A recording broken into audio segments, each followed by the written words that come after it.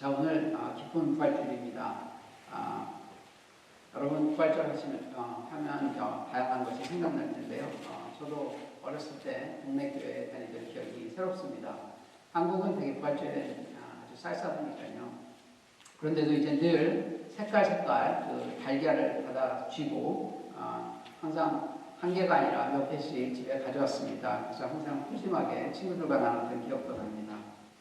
그리고 제게는 무엇보다 할머니 손에 이끌려 나갔던 그 부활절 새벽 예배가 기억이 납니다. 여기 한번 슬라이드 한번 좀 보세요. 제가 참고 자료를 한번 찾아봤는데요.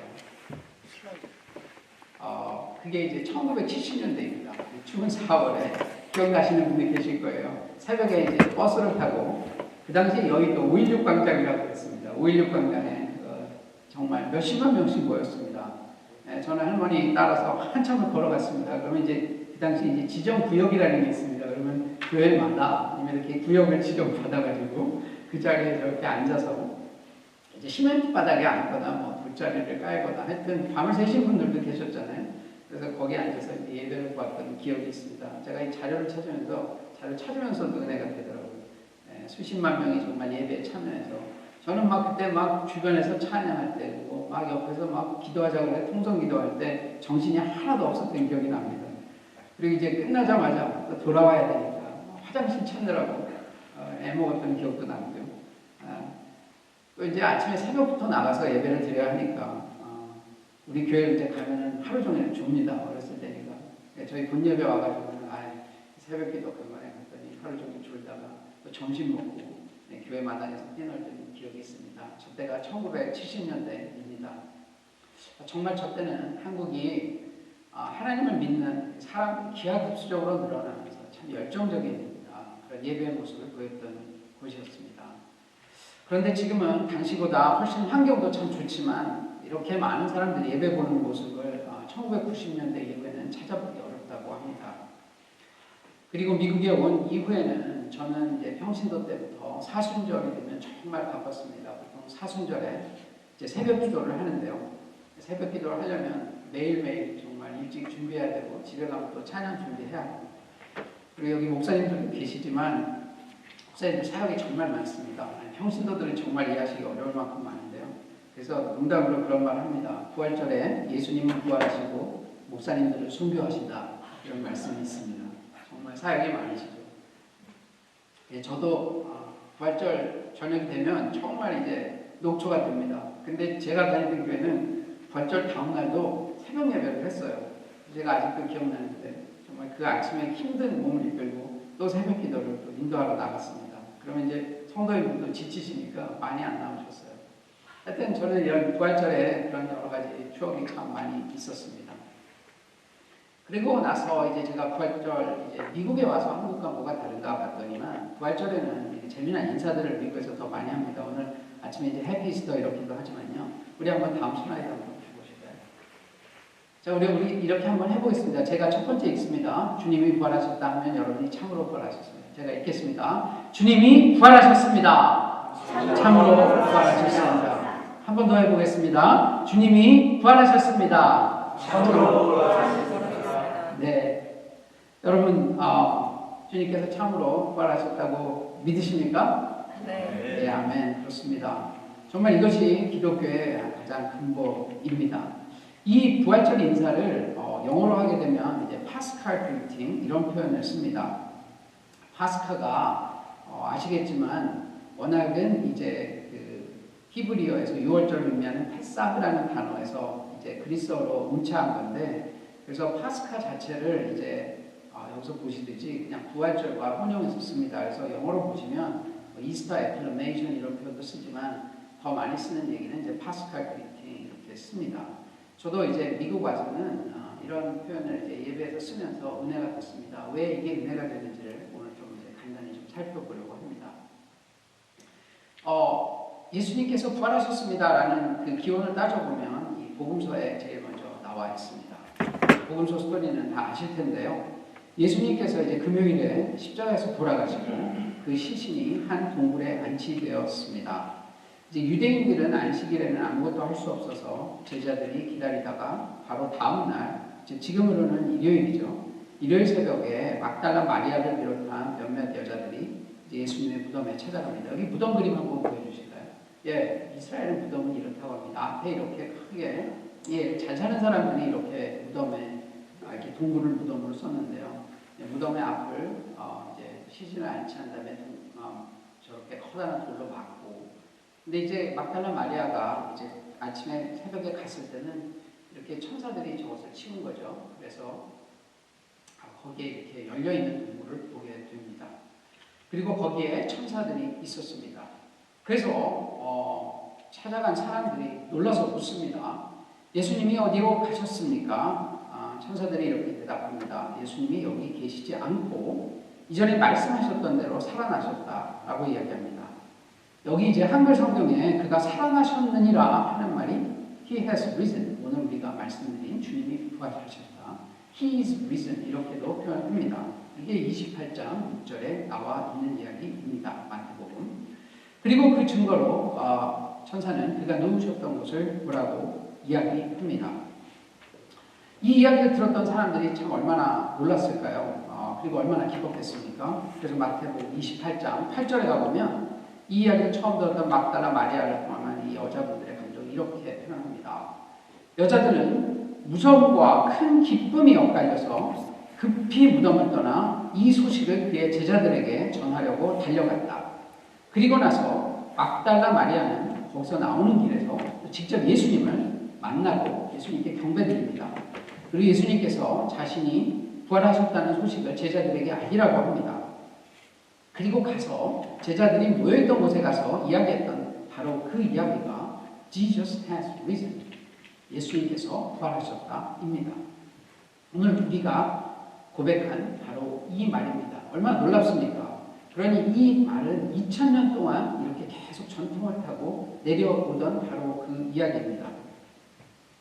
이 말은 죽은 사람이 살아나셨다는 그 형언할 수 없는 그 놀라움과 무서움, 그리고 무엇보다 자신들이 메시아로 모셨던 그분이 십자가에 죽어서 이제 허탈한 상태로 있다가 살아계신다는 소식을 들은 그 기쁨과 감격과 감동, 참 말로는 표현할 수 없는 그런 감동들을 믹스한 그런 표현입니다. 예수님이 부활하셨어. 그리고 제자들은 다시 떠올립니다. 그래, 맞아. 사실 예수님이 살아생전에 3번이나 내가 죽었다가 3일 만에 다시 살아날 것이라고 이야기한 스토리를 기억할 것입니다. 이 부활의 스토리는 이렇게 시작이 되었고, 예수님은 그 베드로를 비롯해서 11제자에게 직접 나타나 보이셨고, 그 후에 500여 명의 사람들에게 나타나셨다고 우리 바울은 이야기합니다. 그 이후에 이 부활의 스토리를 증거하는 사람들이 점점 늘어나면서 예수님을 구세주로 믿는 바로 우리의 기독교가 탄생하게 되었습니다.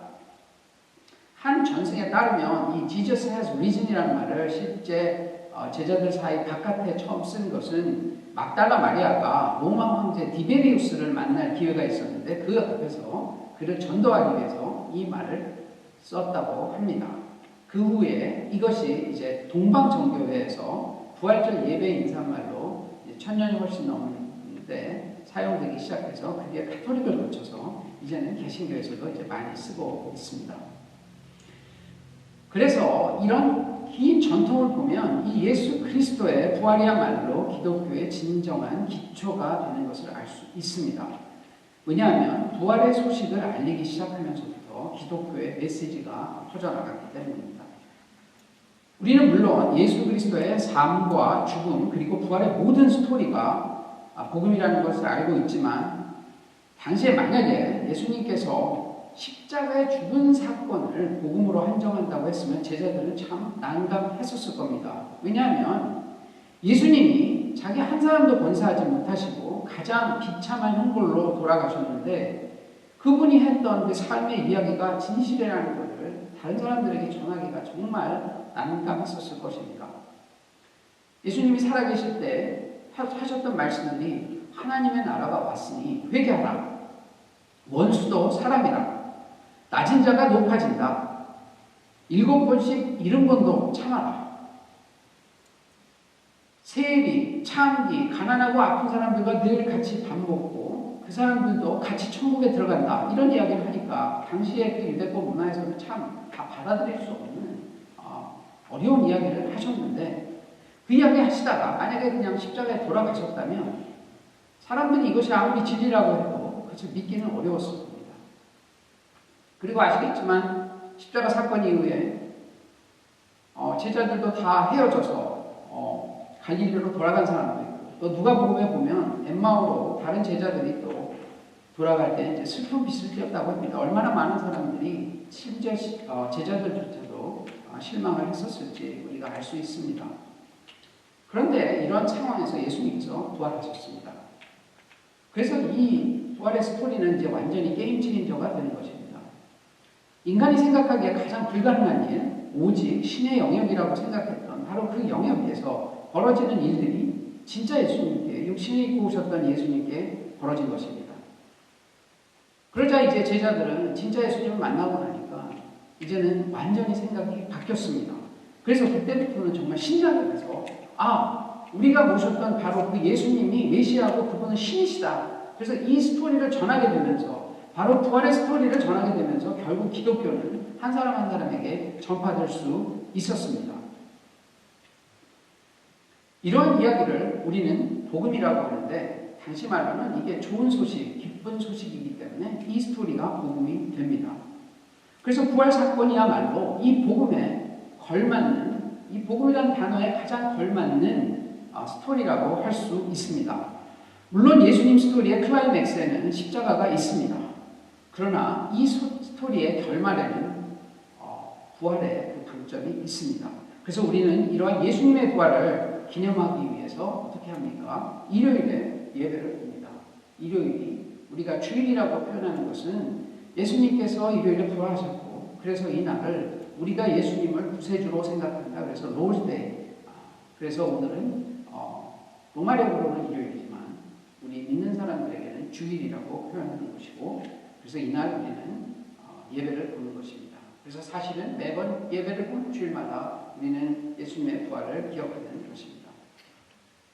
그런데 우리가 고백했듯이 여러분 부활이 아까 고백한 것처럼 진실로 믿어지십니까? 이것이 우리에게 정말 고백이 되고 우리 안에 이렇게 각인이 된다면 우리는 진정한 크리스찬이고 그렇지 않다면 자신이 믿는 복음에 대해서 한번 다시 생각해 보아야 합니다. 왜냐하면 말씀드린 대로 이 부활이야말로 기독교 신앙의 핵심이기 때문입니다. 사실 부활이라는 말이 너무 흔하기 때문에 저도 매번 가슴 뛰는 그런 단어는 아닙니다. 우리가 구글에서 부활을 쳐보면 제일 먼저 나타나는 건 한국말로 치면 그룹 사운드 이름이 나타납니다. 부활이라는 그룹 사운드가 나타납니다. 그만큼 부활이라는 단어가 일반인들에게도 흔하기 때문에 이게 이렇게까지 예수님의 부활이 이렇게 확 닿지는 않습니다. 그러나 아무리 다시 생각해봐도 이런 날 우리 한번 생각해봐도 이 부활만큼 기독교에서 중요한 것이 있을까 생각이 듭니다. 여러 가지 종교에서 벌어지는 기적들이 있습니다. 불치의 병을 고치거나 귀신을 쫓아내거나 사람의 마음을 움직이거나 심령술을 하거나 아니면 자연의 힘을 이용해서 막 전쟁의 승패를 바꾸거나 하는 이런 일이 있습니다. 그러나 어떤 종교에서도 죽은 사람이 분명하게 부활했다. 그리고 그것을 목격했다 하는 일을 본 종교는 없습니다. 그러니 이것은 벌어졌다면 진짜이고 그렇지 않으면 완전히 허구거나 그렇기 때문에 기독교는 all or none이지 그 중간이 있기가 참 어렵습니다. 그런데 더더군다나 이게 굉장한 것은 우리가 오늘 읽었듯이 우리 기독교라는 것은 예수 그리스도의 부활뿐 아니라 모든 믿는 사람들의 부활을 이야기합니다. 이 이야기는 우리가 생각하는 상상의 정말 끝에 그거보다 더 넘어서 있습니다. 어떤 사람이 그래 신이 태어나셨어. 그러니까 그분이 부활할 수 있었겠지. 그러나 여러분 우리가 예수님처럼 다시 부활한다는 것이 이렇게 피부에 와 닿습니까? 저는 이번에 이 설교를 준비하면서 너무 기분이 좋아졌습니다. 제가 왜 그런지는 조금 있다가 여러분께 보여드릴 텐데요. 정말 부활의 스토리를 보면 볼수록 기분이 좀 좋아집니다. 그런데 어떤 사람들은 이렇게 얘기합니다. 예수님이 돌아가셔서 우리의 죄를 용서하셨다는 것까지는 내가 그래도 믿을 수 있는데 죽은 사람이 부활했다? 여기까지는 잘 안 믿어져. 기독교가 앵간히 십자가까지만 해도 믿는 사람들이 많이 나올 것 같은데 도대체 왜 부활까지 얘기해서 이 현실성이 없는 종교처럼 느끼게 만드는가 이런 이야기 하는 사람을 실제 저도 만나본 적이 있습니다. 하지만 부활이 없는 기독교는 기독교가 아닙니다.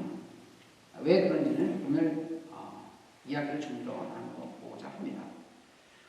오늘 읽은 이 성경은 소위 성경에서 부활장이라고 합니다. 고린도전서 15장. 여러분 성경 가지고 있으면 지금이라도 좀 펴보십시오. 예배 가운데 좀 보셔도 됩니다. 왜냐하면 이 부활장이 부활의 사건, 있었던 그 스토리, 복음서에 나와 있는 것을 제외하고는 부활의 거의 모든 중요한 신학적, 신앙적 사실과 진리를 포함하고 있기 때문입니다. 한 58절 정도 되는데요. 여러분 꼭 좀 한번 읽어보시기 바랍니다. 제 설교보다 이것을 읽다가 여러분 더 은혜를 많이 받으실 줄 믿습니다. 예수님의 부활을 단순히 보자면 하나님 아버지께서 예수님을 죽음에서 다시 살리신 과거의 사건입니다. 이것은 과거의 사건입니다. 이것을 우리는 부활의 과거적 차원이라고 이야기합니다. 예수 그리스도의 부활 사건은 과거의 한 스토리죠. 그런데 부활은 기독교 역사와 신앙에서 깊은 영향을 미쳤을 뿐 아니라 실제로 우리 신앙에 많은 영향을 미치고 있습니다. 왜 그런지 보겠습니다. 그 이유는 그 부활하신 예수님을 믿을 때 우리에게 구원이 주어지기 때문입니다. 요한복음에 나온 말로 하자면 우리에게 영원한 생명, 영생이 주어졌다는 이야기입니다. 이것을 우리는 부활의 현재적 차원이라고 이야기합니다.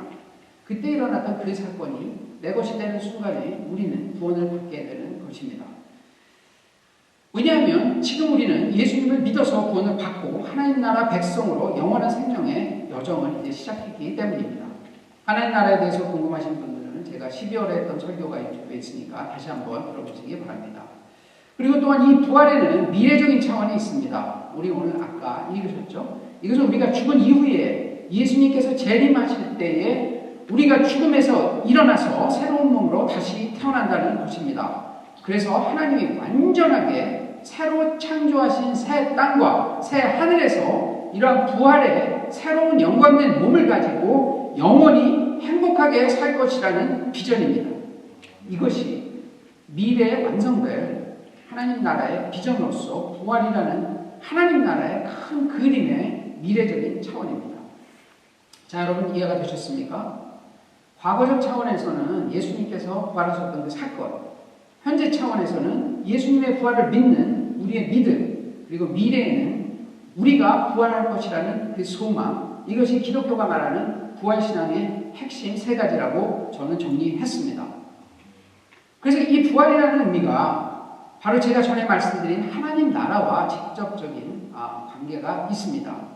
예수님의 부활은 이 땅에서 하나님의 나라가 도래했다는 그 첫 번째 증거가 됩니다. 아마 슬라이드가 있을 텐데요. 그리고 부활한 예수님을 믿는 우리의 믿음은 우리의 구원의 시작, 그리고 우리가 하나님의 나라에 들어갔다라는 그 증거, 그 다음에 예수님 재림 때 우리가 죽고 부활하면 그때 완성된 하나님의 나라에서도 우리가 행복하게 산다, 그런 이야기입니다. 그럼 왜 이제 예수님의 부활 사건이 기독교 신앙의 핵심이 되는지를 이야기해 보고자 합니다. 안 믿는 사람들이나 더러는 기독교인 중에서도 이런 이야기를 합니다. 우리가 죄 때문에 예수님 십자가에 돌아가신 것까지는 어떻게 보면 이해할 수도 있어. 왜냐하면 가족이나 친구 사이에서도 대신 감옥에 들어가는 경우도 봤으니까. 그런데 부활은 지어낸 이야기 같아. 그리고 부활이 없다고 예수님 못 믿는 것은 아니잖아. 지난주에 우리는 십자가의 핵심이 여러 개 있지만 그 중에 가장 중요한 게 뭐라고 이야기했습니까? 죄에 대한 용서라고 이야기되었습니다. 이런 용서가 있어야 하나님하고 이제 단절된 관계가 회복이 되어서 우리가 하나님의 주님이 계셔서 우리에게 잃어버렸던 수많은 자원들이 우리에게 다시 주어지고 영원한 생명도 주어진다고 이야기했습니다. 그런데 여기서 여러분 잘 보십시오. 한 가지 문제가 있습니다. 그러면 우리가 용서받았다는 것을 어떻게 증명합니까? 죄의 결과로 인해서 우리에게 내려진 가장 중요한 벌이 사망 선고입니다. 원래 하나님의 계획은 우리가 영원히 하나님과 사는 것이었는데 우리가 죄 지으니까 예수님 하나님께서 죄라는 죽음이라는 형벌을 내리셨습니다. 그래서 그 죄를 없애기 위해서, 속죄해 주시기 위해서 하나님께서 예수님을 이 땅에 보내셔서 십자가에 돌아가게 하심으로 우리 죄인들을 용서하시겠다고 말씀하셨습니다. 그리고 십자가에서 한번 끝났다고 생각해 보십시오. 우리는 우리가 용서받았다는 것을 알 수 있습니다. 근데 만약에 부활의 스토리가 없었다면, 이 스토리가 여기서 끝난다면 여러분, 우리는 이것을 증명할 방법이 없습니다. 예수님께서 우리의 죄를 대신해서 돌아가셨다면 우리에게 죄가 용서받았다는 어떤 증명이 필요합니다. 그 증명서가 무엇입니까? 재판에서 무죄 판결을 받으면 판결문이 나오지 않습니까? 그 판결문을 가지고야 감옥소에서 나올 수 있습니다. 그것이 무엇입니까? 다시 말해, 하나님이 우리를 죄를 진짜로 용서하셨다면 그 증거를 우리에게 보여주셔야 한다는 것입니다. 그 증거가 바로 부활입니다. 그래서 부활은 무엇인가? 죽음이 없어졌다는 것 아닙니까? 즉, 그 죄에 대한 형벌인 죽음이 없어졌다는 것을 하나님께서 우리에게 진짜 보여주신 것입니다. 창세기에 보면 인류의 대표인 아담이 죄를 지어서 우리에게 죄가 이제 유전되었습니다. 그 결과 모든 사람이 죽습니다. 적어도 인간이 죽는다는 것은 명백한 역사적 그리고 생물학적 사실입니다. 자, 그런데 이제 만일 인류의 모든 죄를 예수님께 전가해서 예수님께서 돌아가셔서 그 대가를 치렀다면 이제 그 용서의 결과도 죽음처럼 분명히 역사적이고 생물학적으로 보여주어야 합니다. 놀랍지 않습니까? 그럼 그것이 무엇입니까? 그것의 죽음의 반대는 무엇입니까? 생명입니다. 그 생명이 주어진 것이 무엇입니까? 그것이 부활입니다. 죽었던 것이 다시 살아나는 것. 죽음의 효력이 더 이상 없어졌다는 뜻입니다. 즉 하나님께서 죽음이라는 형벌을 거두었다는 것입니다.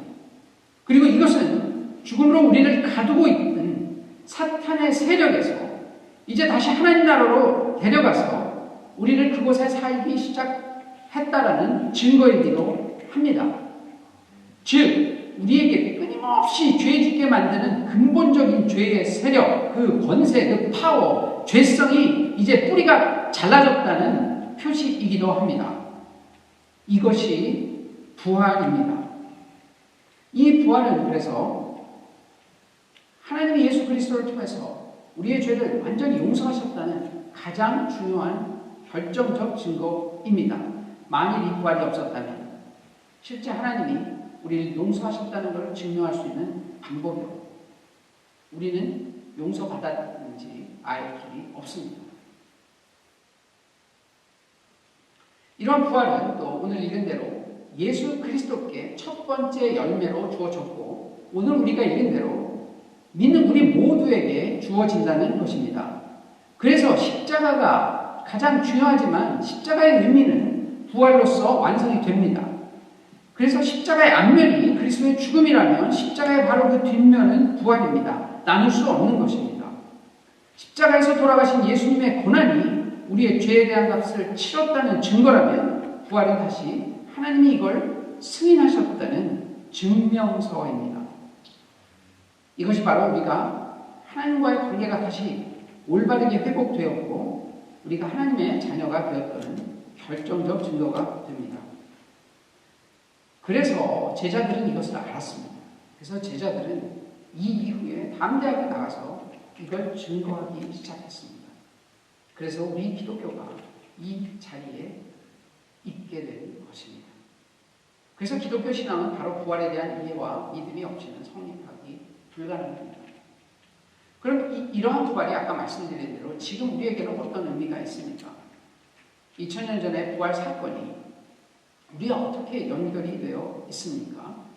그것은 바로 부활하신 그리스도께서 지금도 살아 계셔서 우리를 다스리고 계시고 우리에게 자신의 영인 성령을 보내주셔서 우리를 그리스도인 되게 하시고 우리를 그 안에서 자라게 하신다는 것입니다.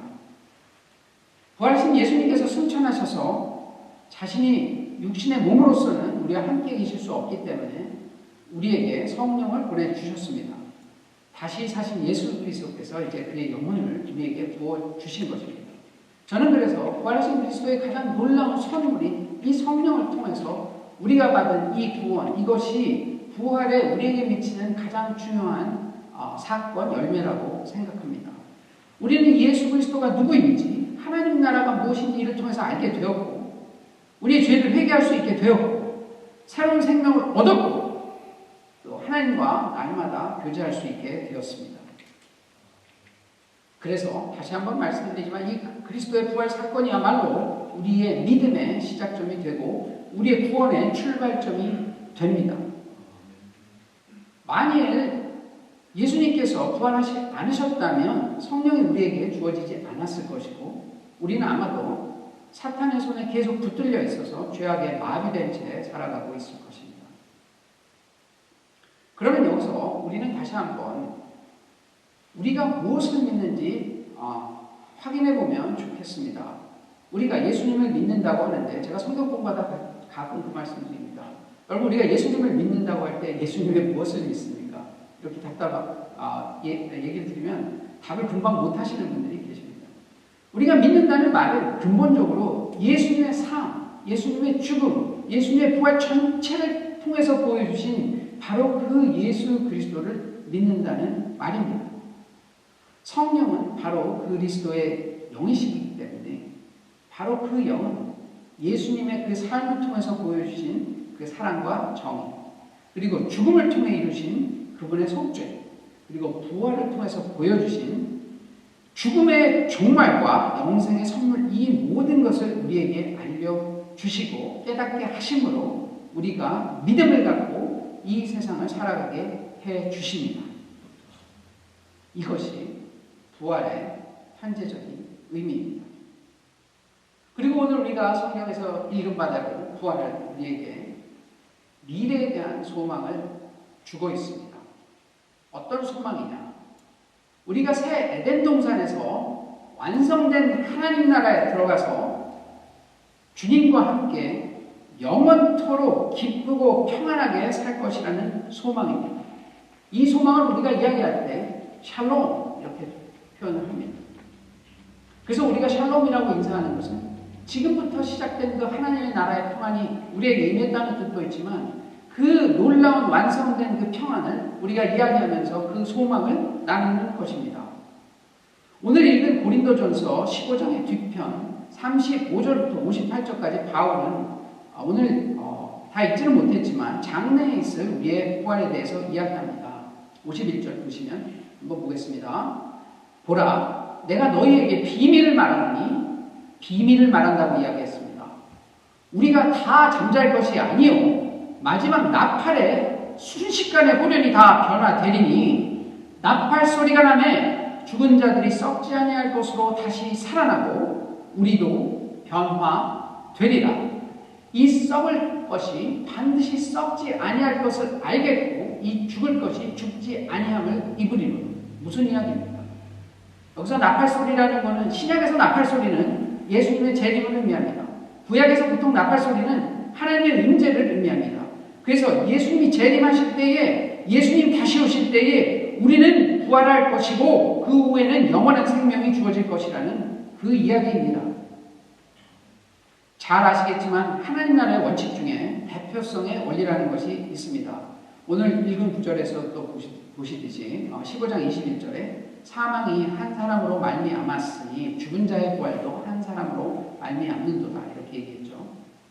즉 아담의 죄 때문에 우리 모두에게 죄가 들어왔듯이 자 예수 그리스도의 십자가로 우리 모두가 죄를 용서받았고 그 분이 부활하셨기에 우리도 부활할 것이다. 이해되십니까? 하나님 나라의 원칙은 동일하게 적용됩니다. 예수님이 부활하셨기 때문에 우리는 무조건 부활할 것입니다. 그 비밀을 바울은 고린도전서에서 분명하게 얘기하는 것입니다.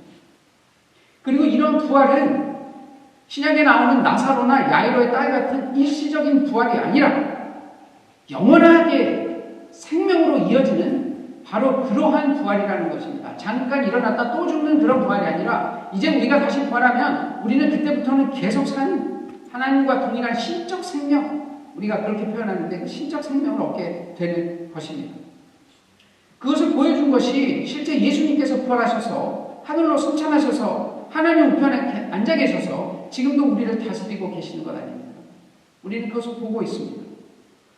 즉 우리에게는 지금 사는 이 인생이 마지막이 아니라 우리에게는 진짜 우리의 삶을 살게 되는 눈부신 천국이 있다라는 것입니다. 여기서 우리는 여기서 사는 우리의 인생도 때로는 해피하지만 여기서 느끼는 이 행복은 인생의 맛배기에 불과합니다. 이것은 인생의 샘플입니다. 정말 우리가 완성된 천국에서는 그 멋진 에덴 동산에서는 하나님과 사는 우리가 표현할 수 없는 아름다운 인생이 기다리고 있습니다. 우리의 인생이 여기서 끝난다면 여러분 인생이 너무 험하지 않습니까? 우리가 사실 인생에서 성공과 실패, 불침을 겪으면서 인생이 자기 뜻대로 되고 행복하게 된 사람이 얼마나 있겠습니까?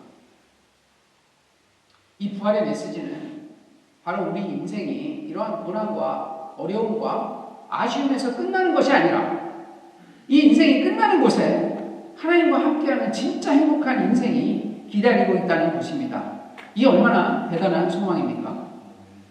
그런데 하나님은 성경을 통해서 우리에게 이 이야기를 여러 번 사실 하고 계십니다.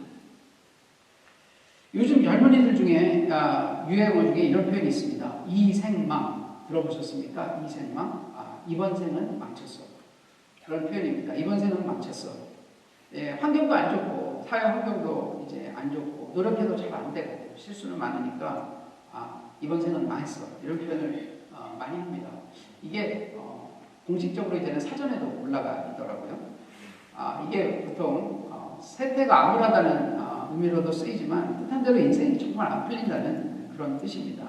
인생이 안 풀리니까 허무해지고 자신의 가치가 없다고 느껴집니다. 우리가 또 이런 이야기를 자주 합니다. 인생은 연습이 없어. 저도 가끔 느낍니다. 내가 인생 한 번만 더 살면 이것보다 훨씬 잘 살 수 있을 텐데. 그때 그 실수만, 그 결정적인 실수만 안 했으면 내가 인생이 지금보다 훨씬 더 나아졌을 거야. 왜 이걸 어떻게 늦게 깨달았지? 내가 이걸 좀 더 일찍 알았으면 내 인생이 지금보다 더 좋아졌을 텐데. 그런데 이 부활의 스토리를 다시 한번 보십시오. 이 부활의 스토리를 읽는 순간 이런 걱정이 싹 다 없어져야 됩니다.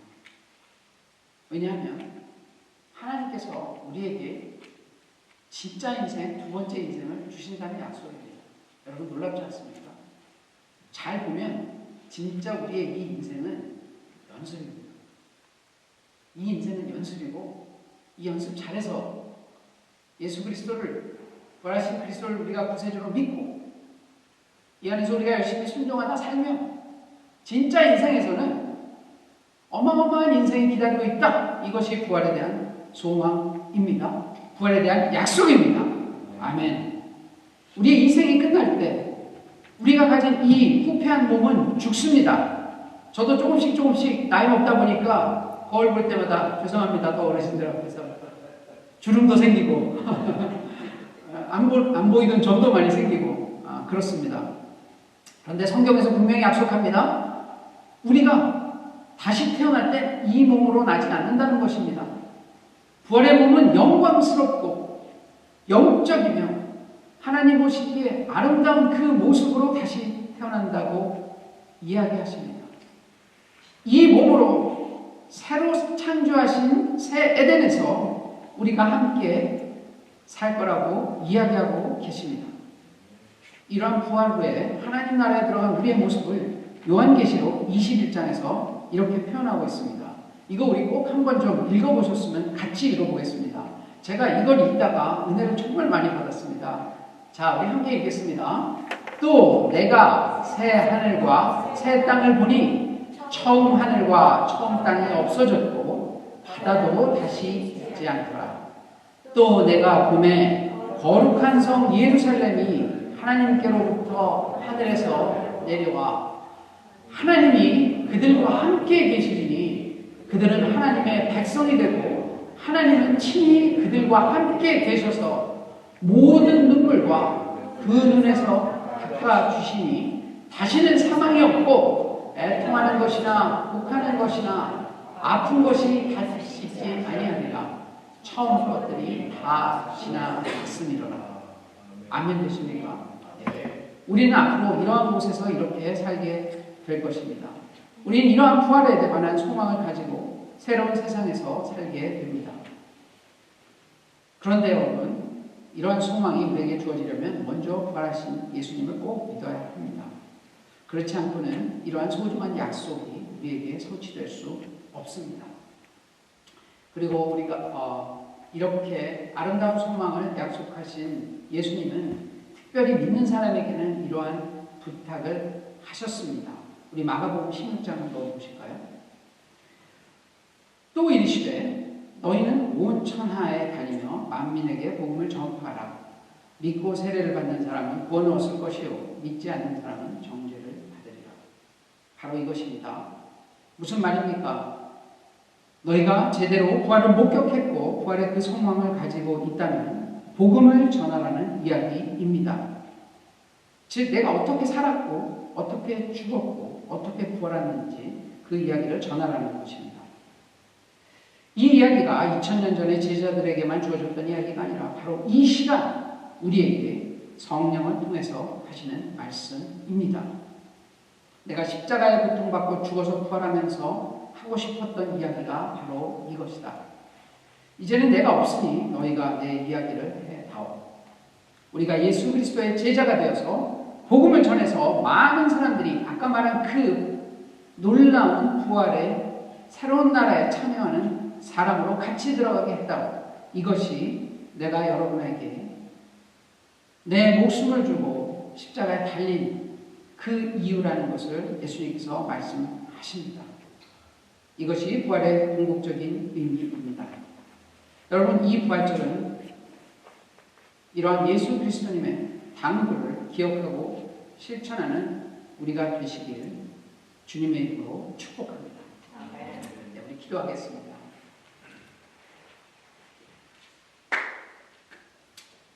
하나님 아버지,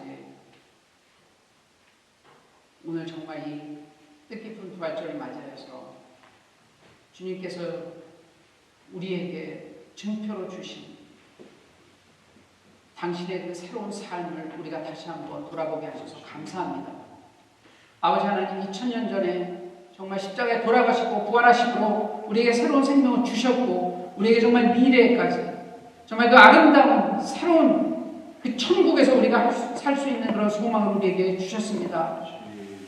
아버지 하나님, 얼마나 감격하고 감사한지 모릅니다. 아버지 하나님, 정말 기쁩니다. 예수님께서 부활하셨어. 바로 이 소식을 우리가 전하는 사람들로 살게 하여 주시옵소서.